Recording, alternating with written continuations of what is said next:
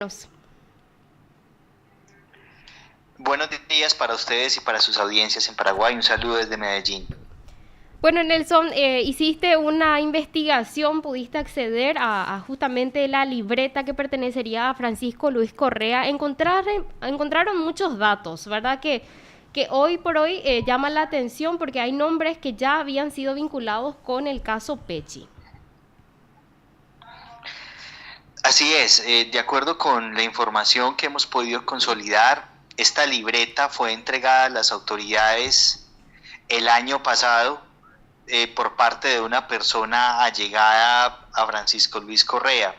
Esta libreta contiene algunos manuscritos que están relacionados con personas que resultaron posteriormente involucradas en el crimen y además con otras organizaciones de crimen organizado conocidas en Colombia con las cuales al parecer Francisco Luis Correa tendría relación.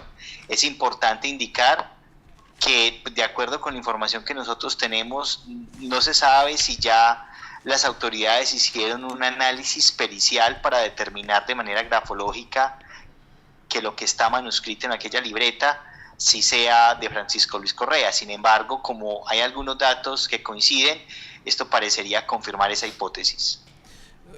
Buenas tardes, Raúl Ramírez, soy yo. Y en este caso, con respecto a la libreta, él no entregó o entregó a un familiar, entonces él había ocultado esto. Él no había entregado esa libreta a las autoridades, es correcto. Y fue una persona cercana a él quien la entrega a las autoridades aproximadamente en el mes de julio o septiembre del año pasado. En esos momentos Francisco Luis Correa estaba vivo y entregando declaraciones a las autoridades. Hay que decir de todas maneras que aunque en esa libreta se mencionan nombres como el señor Marcet, el uruguayo, y Tío Tío, que supuestamente creemos que es alias Tío Rico, el propio Francisco Luis Correa había mencionado a estas dos personas en el marco de sus interrogatorios, lo cual marca una coincidencia entre lo que él había manifestado y lo que había apuntado supuestamente en esa libreta. Nelson, lo que vos decís es que hay un allegado que lleva y entrega a las autoridades la agenda que pertenece a Correa. No sabía Correa que fue entregado, fue por orden de él. ¿Qué es lo que se sabe desde Colombia, por lo menos sobre eso? ¿Fue una orden de Correa para que esto se investigue? ¿Qué se sabe? Ese fue un detalle que Francisco Luis Correa se llevará a la tumba. Si fue él quien por intermedio de otra persona hizo llegar esta libreta, no lo sabemos. Pero de acuerdo con la información que manejamos, parece que fue libremente otra persona, un allegado, quien presenta esa libreta. No tenemos datos exactos de la identidad de este allegado porque por protección de la fuente las autoridades justamente lo han reservado. También es importante aclarar que este allegado entrega esa libreta a una autoridad judicial, pero no sabemos si ya está directamente en el despacho de los fiscales que están trabajando la investigación.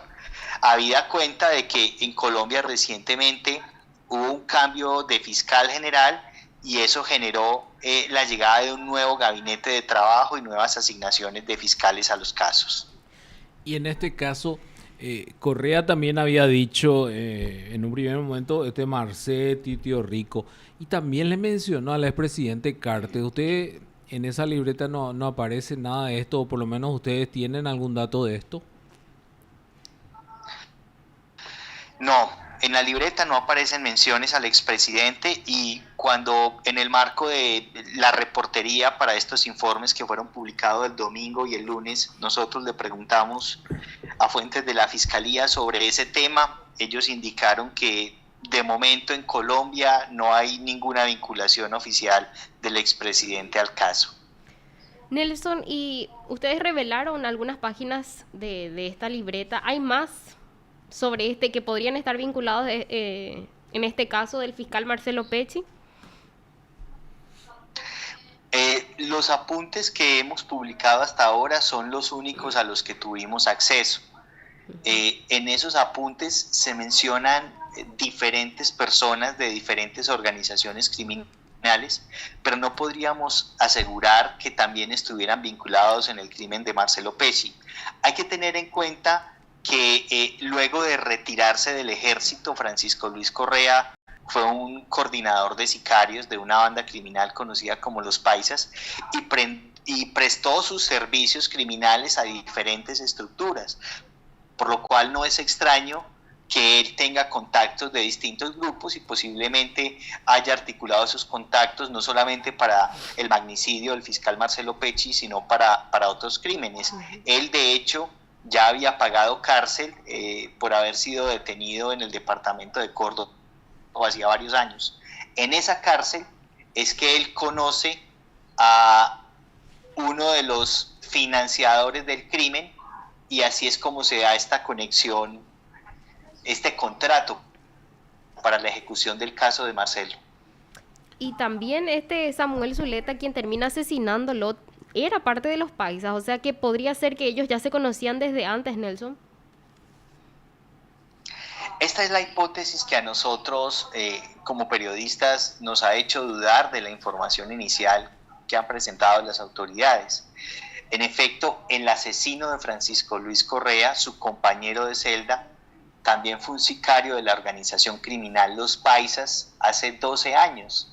Había sido capturado en el año 2010 justamente por transportar armas vinculadas a homicidios y por ello fue condenado en prisión, de modo que si ellos ya habían pertenecido a la misma estructura criminal en el pasado, lo más seguro es que se conocieran y ya hubiera alguna relación previa que hace sospechar sobre las verdaderas causalidades del crimen, teniendo en cuenta pues que un sicario está también acostumbrado a recibir dinero para matar.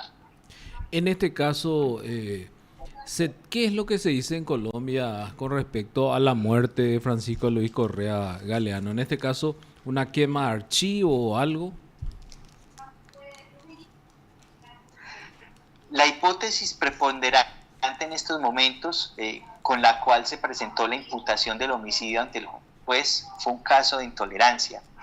El victimario, Samuel Zuleta, en su declaración, en su confesión a las autoridades, dijo que Francisco Luis Correa le venía haciendo bullying hacía mucho tiempo y que aquella noche del 2 de enero de 2025, pues en el marco de una reunión en la que había varias personas bebiendo licor y escuchando música, pues no soportó más este bullying y en un ataque de intolerancia lo mató con un arma de fabricación carcelaria.